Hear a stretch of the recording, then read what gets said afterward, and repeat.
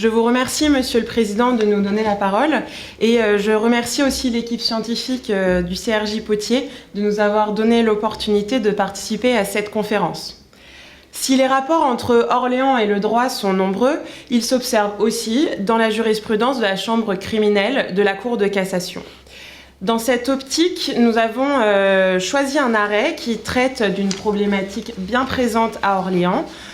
En effet, la ville est inondée par le trafic de stupéfiants, et au vu de l'importance de ce phénomène, il nous est paru intéressant d'étudier la jurisprudence de la chambre criminelle au regard de ce lien entre Orléans et les infractions à la législation des stupéfiants. Les arrêts établissant ce lien sont assez nombreux. Il y en a déjà eu un en 2019, deux en 2018 et puis par exemple 7 en 2017. Au regard de l'étude de la jurisprudence, nous avons pu observer que les peines d'emprisonnement en la matière étaient assez faibles, généralement entre 2 et 7 ans, mais que les juges cherchaient à prévenir la récidive par d'autres moyens. Et de ce point de vue-là, l'arrêt du 7 décembre 2016 que nous avons choisi de vous exposer aujourd'hui est la parfaite illustration de cette politique, puisqu'il pose la question de la proportionnalité et de la motivation de la peine complémentaire de confiscation générale en matière d'infraction à la législation des stupéfiants. Cet arrêt est d'autant plus important qu'il vient s'inscrire dans l'évolution actuelle de la Chambre en matière de motivation des peines. Il illustre donc la place importante que peuvent occuper les arrêts de la Cour d'appel d'Orléans dans la jurisprudence de la Chambre de la Cour de cassation. Au niveau des faits, il s'agit d'un pourvoi formé par deux individus contre un arrêt de la Chambre correctionnelle de la Cour d'appel d'Orléans qui, pour infraction à la législation des stupéfiants et association de malfaiteurs, a condamné l'un en récidive à 4 ans d'emprisonnement et les deux à une mesure de confiscation. Ces deux personnes étaient impliquées dans un trafic de stupéfiants d'ampleur qui portait au moins sur 120 kg de résine de cannabis et 3 kg de cocaïne. Ce trafic a été mis en lumière suite à une perquisition menée dans un box en avril 2013 dans la passe de Pourpointel à Orléans et les deux individus en auraient tiré un profit de l'ordre de 700 000 €. Le pourvoi ne porte pas sur la déclaration de culpabilité, que aucun des deux ne remet en cause d'ailleurs, et seul l'un des deux forme un mémoire où il vient contester la confiscation générale de ses biens, soit son terrain et sa maison d'habitation qui est en construction à Orme.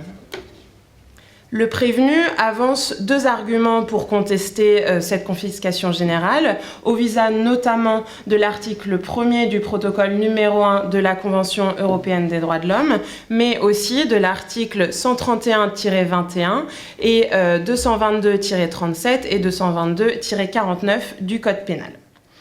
Premièrement, il reproche à la Cour d'appel d'Orléans d'avoir ordonné la confiscation générale de ses biens, alors que, selon la jurisprudence européenne, si la confiscation rejoint l'intérêt général prévu à l'article 1er du protocole numéro 1 de la CEDH, permettant de porter atteinte au droit de propriété, c'est à la condition que la sanction imposée ne soit pas disproportionnée au regard du manquement commis. Ainsi, il estime qu'en prononçant la confiscation de l'ensemble immobilier, alors qu'il a déjà été lourdement condamné et qu'il a été établi que l'immeuble avait été acquis au moyen d'un prêt à une date antérieure à la période de prévention ou à l'aide de dons familiaux, la Cour d'appel aurait prononcé une peine disproportionnée et violé cette exigence conventionnelle. Deuxièmement, il fait grief à la Cour d'appel de ne pas avoir légalement justifié sa décision, puisqu'elle n'a pas indiqué en quoi les conditions requises par la loi étaient réunies, et en particulier en quoi le demandeur avait la libre disposition du bien confisqué au regard de sa nature indivise, et en quoi les tiers étrangers à l'infraction reprochée étaient de bonne foi. La Cour de cassation rejette le pourvoi. mais elle vient proposer une solution en matière de proportionnalité et de motivation de la confiscation générale qui, selon nous, mérite une explication. Donc, afin de vous proposer un exposé clair, nous avons choisi de vous soumettre 3 pistes de réflexion. La première portera sur la précision apportée par la Cour de cassation sur la peine complémentaire de confiscation générale, que je vais tâcher de vous exposer d'ici un instant. Et puis, Clarisse vous parlera du contrôle de proportionnalité effectué. Et enfin, elle évoquera ce cadre nouveau posé par la Cour de cassation en matière de motivation de la peine complémentaire de confiscation générale. Tout d'abord, la Cour de cassation ne vient pas répondre à la seconde branche du moyen. Elle se contente uniquement de reprendre les termes de la loi et de rappeler que selon l'article 222-49 alinéa 2, les personnes physiques coupables d'un trafic de stupéfiants encourent à titre de peine complémentaire la confiscation de tout ou partie de leurs biens, et ce sans qu'il soit exigé que le bien sur lequel elles portent soit l'objet ou le produit direct ou indirect de l'infraction. Donc la Cour ne vient pas contrôler en quoi les conditions requises par la loi, soit la libre disposition du bien et la bonne foi des propriétaires indivis, sont réunies. Toutefois, il est assez surprenant de remarquer qu'elle ajoute un élément qui ne se trouve pas dans les textes en question, puisque à la fin de son attendu, elle vient rajouter, sans qu'il soit exigé, que le bien sur lequel la confiscation générale porte soit l'objet ou le produit direct ou indirect de l'infraction. Donc de cette manière, elle vient apporter une précision sur les contours de la peine complémentaire de confiscation générale. Pour rappel, cette confiscation est une peine complémentaire. Donc elle vient compléter la peine principale. Mais elle est aussi facultative, donc le juge a la possibilité d'y recourir. Selon l'article 131-21 alinéa 6 qui la prévoit, il faut que la loi qui réprime le délit ou le crime la prévoie. Cette condition est respectée puisque, en l'occurrence, l'article 222-49 pour l'infraction à la législation des stupéfiants le prévoit. Ce qui est assez surprenant, c'est que le prévenu et son conseil s'appuient sur ce même article, mais sur l'alinéa 5 de cet article, alors que celui-ci ne porte pas sur la confiscation générale des biens, mais il prévoit une confiscation des biens qui ont un lien direct ou indirect avec le profit tiré de l'infraction, lorsque le prévenu ne peut pas en justifier leur origine. Cela ne correspond pas à la confiscation générale qui est prononcée dans le cadre de notre arrêt, et la Cour de cassation prend bien soin de le souligner. Elle rappelle que pour la confiscation générale, et c'est une jurisprudence constante, il est inutile pour le prévenu de rapporter la preuve de l'origine licite du bien. Et même si le prévenu s'en sert comme argument de défense, il importe peu que les biens aient été financés au moyen de prêts régulièrement contractés ou à l'aide de dons, ou encore qu'ils aient été acquis antérieurement à la date de l'infraction. Il n'est donc pas nécessaire qu'il y ait un lien entre le bien confisqué et le profit tiré de l'infraction. Cette pratique peut paraître sévère puisqu'elle porte sur l'ensemble immobilier, y compris la maison d'habitation, mais elle semble néanmoins être un moyen efficace pour prévenir la récidive en s'en prenant au portefeuille des délinquants. Je me permets de passer la parole à Clarisse. Je vous remercie, Monsieur le Président.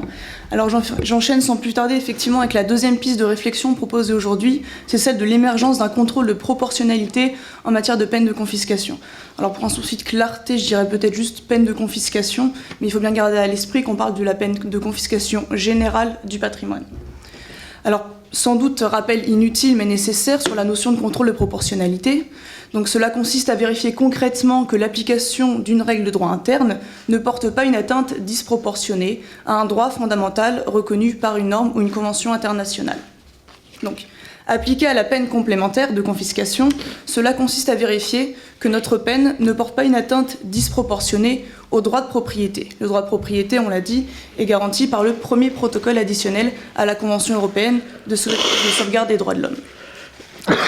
C'est un outil développé dans la jurisprudence de la Cour européenne des droits de l'homme depuis déjà longtemps, mais il se manifeste depuis peu en réalité en droit privé français.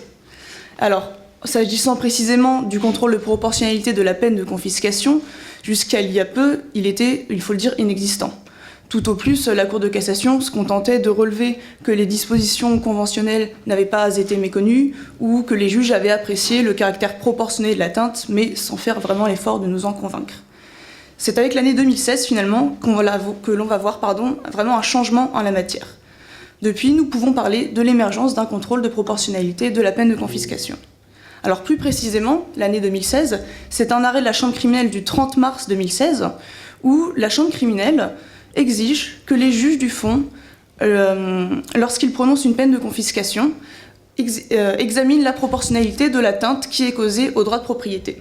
Alors pour ce, elle instaure 2 critères. Les juges du fond doivent examiner la gravité des faits, premier critère, et la situation personnelle du prévenu, deuxième critère.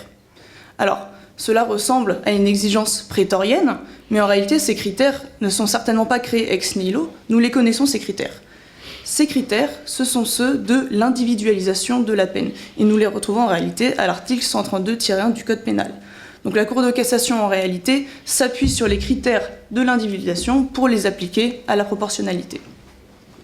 Alors cette exigence de proportionnalité, au regard des 2 critères, sera réitérée tout le long de l'année 2016, avec notamment 2 décisions du 24 mai et 30 novembre 2016. Enfin, arrive notre arrêt du 7 décembre 2016. Le requérant invoque une disproportion de sa peine au regard du droit de propriété. Alors, les juges du fond doivent examiner la proportionnalité et au regard des 2 critères imposés par la Cour de cassation. Et c'est là-dessus qu'exerce la Cour de cassation. Elle exerce son contrôle. Elle doit vérifier que les juges du fond ont bien caractérisé ces 2 critères et ne se sont pas simplement bornés à les énoncer. Et c'est précisément ce qu'a fait la Cour d'appel d'Orléans.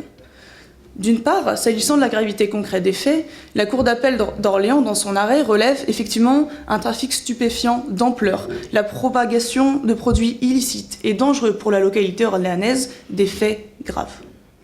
D'autre part, s'agissant de la situation personnelle du prévenu, cette fois, la Cour d'appel d'Orléans s'appuie sur la situation financière de l'individu. Elle va notamment relever son absence de revenus fixes avec une longue période sans emploi et l'obtention d'un travail intérimaire à court terme. En bref, elle va constater l'inadéquation de son patrimoine avec sa capacité financière. Dès lors, la Chambre criminelle ne pouvait que constater dans son attendu que les juges du fond avaient caractérisé la proportionnalité de l'atteinte portée au droit de propriété, et ce, au regard des 2 critères qu'elle impose depuis déjà 2016. Alors, premier mouvement effectivement dans lequel s'inscrit cet arrêt, c'est le contrôle de proportionnalité de la peine, mais c'est aussi dans une autre tendance que s'inscrit cet arrêt, c'est celui de l'intensification de la motivation de la peine. Alors, avant 2014, seule la culpabilité d'un individu devait être motivée. C'est-à-dire que les juges du fond devaient expliquer les raisons de droit et de fait qui avaient abouti à une décision de condamnation. Mais la peine, elle, n'avait pas nécessairement à être motivée. En 2014, la loi du 15 août, dite loi Taubira, intervient et impose l'individualisation de la peine. Déjà, on y voyait une exigence implicite de motivation du choix de la peine. Implicite. En 2017, la Cour de cassation la rend explicite en matière correctionnelle et en 2018, le Conseil constitutionnel la rend explicite en matière criminelle. Finalement, on a donc depuis 5 ans une instauration progressive de la motivation jusqu'à aujourd'hui aboutir à sa généralisation. Et c'est dans cette tendance que s'inscrit cet arrêt du 7 décembre 2016, puisqu'en réalité, lorsque la Cour de cassation exige que les juges du fond caractérisent la proportionnalité au regard de 2 critères par des motifs suffisants, elle demande finalement à ce qu'ils motivent la proportionnalité de la peine, au regard des mêmes critères qui servent à motiver le choix de la peine. Mais jusque-là, le juge devait motiver la proportionnalité, mais demeurait encore souverain dans le choix de la peine. C'était de sa faculté de prononcer ou pas cette peine puisqu'elle est facultative. Sauf que cet arrêt du 7 décembre 2016, notre arrêt du 7 décembre, précédé des arrêts de mars, mai, novembre, va en fait servir d'impulsion jusqu'à aboutir à la généralisation de la motivation de la peine de confiscation. Puisque depuis un arrêt précisément du 27 mars 2018, la Chambre criminelle exige-t-elle, je cite, que les juges qui prononcent une peine de confiscation générale du patrimoine motivent leur décision au regard de la gravité des faits et de la situation personnelle du prévenu, et apprécient le caractère proportionné de l'atteinte. Fin de citation. Cela signifie que ce n'est plus seulement la proportionnalité que les juges doivent motiver avec ces deux critères, mais c'est plus simplement, en fait, toute la peine de confiscation générale de patrimoine qui doit être motivée, que ce soit le choix du prononcé de cette peine ou simplement sa proportionnalité. Donc c'est ce mouvement de jurisprudence dans lequel s'inscrit la jurisprudence de la Cour de cassation précédée par l'arrêt de la Cour d'appel d'Orléans que s'inscrit cette tendance de motivation. La question alors que l'on peut se poser, faut-il s'en réjouir ? Sur ce, je terminerai mon propos et je finirai effectivement par conclure à mon tour en remerciant personnellement et chaleureusement les organisateurs de cette manifestation scientifique pour ce beau projet et plus particulièrement le Centre de recherche juridique Potier. Merci. Merci. Je n'ai pas grand-chose à ajouter après ces propos éclairants. Donc tout est dit sur l'évolution de la jurisprudence de la Cour de cassation en matière de motivation et de motivation de la peine. Vous avez magistralement indiqué les différentes étapes, donc, et c'est peut-être pas encore la dernière, donc à laquelle on assiste aujourd'hui. Je voudrais simplement rappeler une anecdote à laquelle vous m'avez fait penser. Quand vous avez commencé, Mme Quentin, à parler d'Orléans et du trafic de drogue, il se trouve que quand j'étais en maîtrise, donc ça remonte au début des années 70, je faisais un temps épouvantable à Orléans. Il pleuvait, c'était... Bon. Et je devais aller chercher des timbres dans un bar qui était à proximité de la chambre donc, que j'occupais à l'époque. Et alors, j'avais revêtu un imperméable, un trench coat, n'est-ce pas ? Donc, puis je me précipitais sous la pluie. Donc, et au moment où j'entre dans le bar, voilà que deux gendarmes, également couraient, puisqu'il pleuvait, m'encadrent et on me rentre tous les trois, n'est-ce pas, dans le bar. Et j'aime autant vous dire la stupéfaction.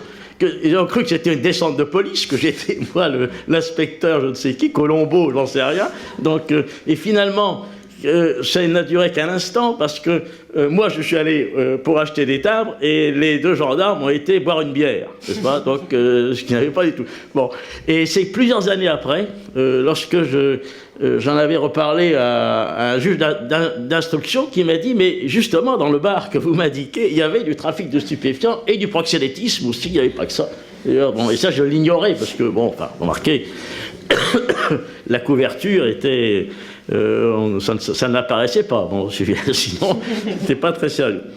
Je voudrais ajouter aussi que, finalement, avec ces deux décisions, on voit que les juges d'Orléans jugent bien, puisqu'il n'y a pas de cassation. Bon, ils sont bien dans la ligne, à la fois du Code du travail, donc sur la non-discrimination, et puis donc dans le mouvement, n'est-ce pas ? Donc la Cour d'Orléans, je ne sais pas si c'est encore le cas aujourd'hui, était, peut-être l'est encore, une cour de renvoi. C'est-à-dire qu'il y a beaucoup d'arrêts qui sont cassés par la Cour de cassation et qui sont renvoyés donc, à Orléans. C'était une spécificité.